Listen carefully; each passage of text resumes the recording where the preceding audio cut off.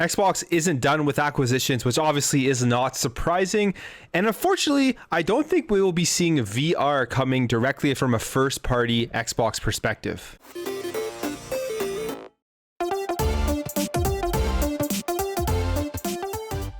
So the acquisition of Bethesda for the $7.5 billion last September was kind of just teasing everybody as to what was to come from Xbox, because that's obviously, in my opinion, the biggest acquisition in video game history, with the amount of money that they spent, all of the studios that they got, all of the IPs that they got, just the overall talent that was acquired by Xbox and added to Xbox Game Studios. Since that time, it really just seems like people have been wanting to hear more and more about acquisitions.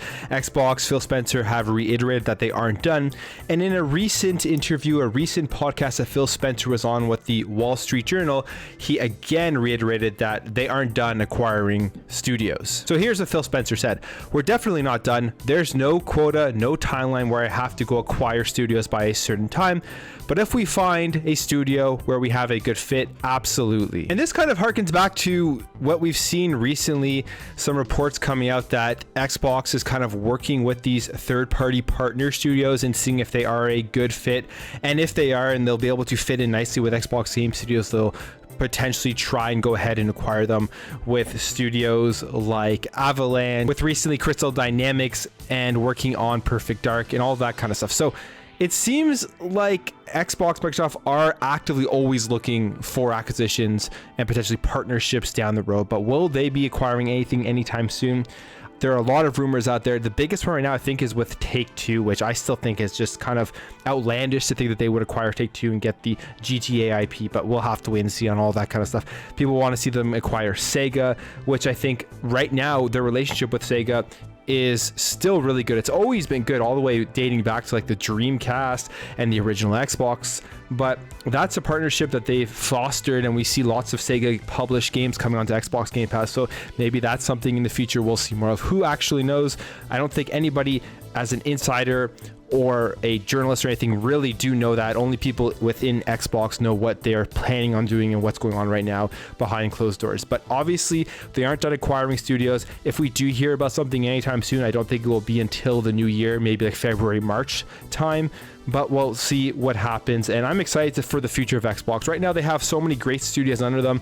I think the main important thing they have to do is focus on those studios and make sure that they start pumping out those Xbox Game Studios games on a regular basis. Now, within that same interview with the Wall Street Journal, Phil Spencer talked about VR, and VR is something that a lot of Xbox gamers out there, at least that I can see on some of the comments on my videos, is that they want VR on the Xbox, whether that is a dedicated first-party Xbox VR device, or if it's just allowing you to attach what's currently out there, like Oculus, like HTC, like the Valve Index. So it looks like, though, they are not going to be focusing on VR and mainly just staying and focusing on software aside from the Xbox Series X and S hardware. Phil Spencer was asked if he viewed whether Xbox was content to leave VR as a differentiator between the PlayStation and the Xbox, and he has a pretty long answer to this, so here's what he said.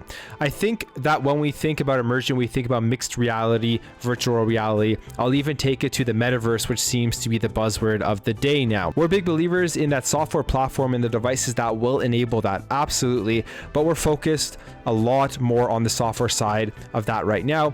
When I think about immersive worlds and I think about the connection of a player and community, that's something that's very high on our investment list." So right there, he's just saying they're focusing on the software stuff. We can see that with the Xbox ecosystem, with Xbox Game Pass, with xCloud, and just being able to push software out to the consumer no matter where they want to play or how they want to play it. Then he continues on saying, "I think that the devices that are out there now, we stay connected with a lot of players that are out there, with people building hardware. A lot of that happens on Windows, and we experiment and talk to a lot of the partners that are there. I think that the hardware innovation that's happening is great and it's an important enabler, but right now I'm deciding to stay more in the software side of the enablement. I believe it will scale better in the long run." And I kind of agree with him there. Yes, Xbox will go out and make a VR headset, but it is more of a risk in the sense that you're going to have to get people to directly purchase that VR headset.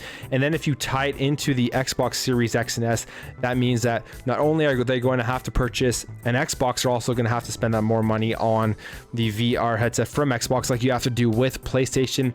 And that investment is not going to pay off nearly as much as what they're doing right now with their ecosystem, with the subscription service, and pretty much just telling people, hey, we don't even need to tie in hardware in order to play our games. You just literally need to sign up for our subscription service and you can stream your games right to your phone. And everyone out there has a phone, so technically Xbox Game Studio games are pretty much available to everybody. Continues on saying, and I applaud what Sony's doing. I applaud the Oculus is doing, what Valve has done. I mean, there's a lot of good players out there that have done some amazing VR work. But yeah, we're going to stay as a company right now in the consumer space, focus on software, and I think that's a good bet. So if you look into his response, pretty much says that Xbox is not going to be making a first-party VR headset this generation. I do kind of foresee in the future that maybe they'll somehow enable the Xboxes to allow you to connect a VR headset that you've bought for your PC, but I don't know how all that would work with like the connections on Xbox and if it even can be done. I believe, from what I understand, I think it can be, but don't quote me on that. If anyone has any more info on that, let me know. But yeah, I mean, it makes sense. They're really focused right now on acquiring studios, building up Xbox Game Studios, and then pushing out just great software to get people to sign up to Xbox Game Pass and get into the ecosystem. The hardware that they do focus on obviously is the Xbox consoles, but in reality, even right now, as Xbox is a division within Microsoft, I think that the Series X and S hardware itself is secondary to the Xbox Game Pass subscription model and to the Xbox ecosystem, because they don't care if you're playing it, if you're subscribed on an Xbox Series X or S, or if you're just subscribed and playing games, streaming it to your phone. But anyways, guys, that's it for me. Let me know what you think about all of this in the comments below. What do you think about Phil Spencer's comments on acquisitions and on bringing virtual reality to Xbox? If you enjoyed this video, make sure to hit that thumbs up button. If you're new here, you like what you saw throughout this video, I'd really appreciate you hitting that subscribe button and help this channel grow, help grow this community so we can have great conversations in the comments below. Thank you again for watching. Thank you for your support, and I'll catch you in the next video.